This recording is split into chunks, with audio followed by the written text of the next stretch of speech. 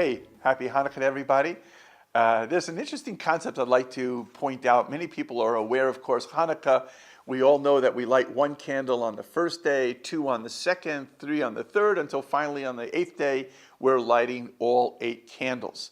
And of course, there's a classic question which was asked, and many people in the Talmud and other sources answer that, and that was, if the miracle was that they found one jar of pure oil which was able to be lit because the other bottles had become contaminated, so why is it a miracle of 8 days? Really, it should be a miracle of 7 days because there was enough oil in that jar for the first day.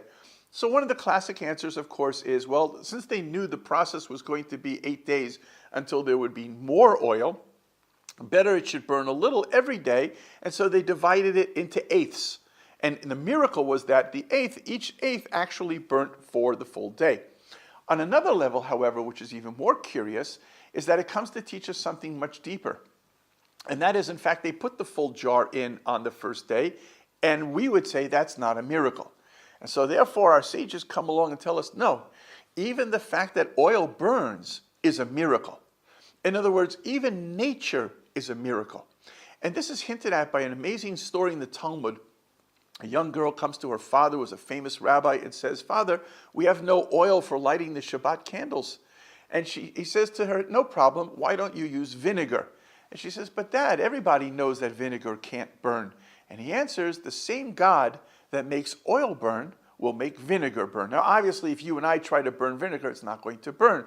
But if a person is able to penetrate through the facade of the laws of nature and find God in everything, such as this individual, then in fact it's a real core belief that the only reason that oil burns is because God wills it to be. Therefore, if God were to will vinegar to burn, it would also burn.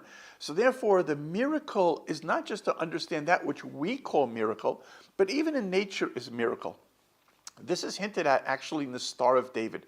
The Star of David is one triangle which is on a higher level representing heaven, trying to take spiritual concepts and permeate it into the physical world. The other level is earth, trying to elevate it to something spiritual. But these two levels, the highest level is to realize, as the Maharal explains, that there's nothing miraculous about miracle. Miracle is natural. And conversely, there's nothing natural about nature. Nature is miraculous. And that's really the story, to teach us that Hanukkah has both the miracle, as we understand it, burning which couldn't be burnt, and the miracle of even burning that which could be burned. Now, there is an interesting catch here, and that is that the school of Shammai comes along and says we actually do the opposite. According to him, they burn 8 candles on the first day, and they diminish it, so that by the 8th day, you're actually only burning 1 candle. So the question is, how could Shammai, who says we go from 8 to 1, and Hillel, which is what we do, go from 1 to 8, how could, as the Talmud says, how could these both be an expression of the will of God? It seems very contradictory. You have one going this way and one going that way. Well, the answer is, when you look at a circle, you see that the circle is really going in one direction.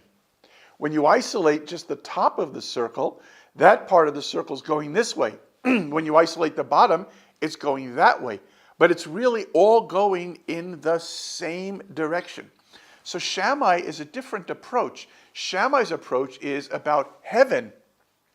How does that spiritual capacity of the infinite, represented by the number 8, how does that 8 come down into this world?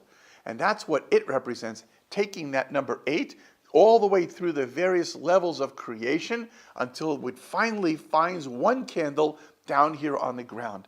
And that's why Shammai compares himself to the bulls that were offered on Sukkah, which is also 8 days. That on those bulls, there were 70 bulls that were brought representing all the nations of the world. And their numbers of how they were divided diminished, so that the most amount of these offers were on the first day and the fewest were on the last. What's the correlation of the 8 days of Hanukkah and the 8 days of Sukkah? The answer is that Hanukkah brings the light into this world, and Sukkah represents the finalization of spirituality among all the nations of the world, unifying together in the third temple of Jerusalem, which will not be a Jewish temple. It will be God's temple for all people to pray together as one.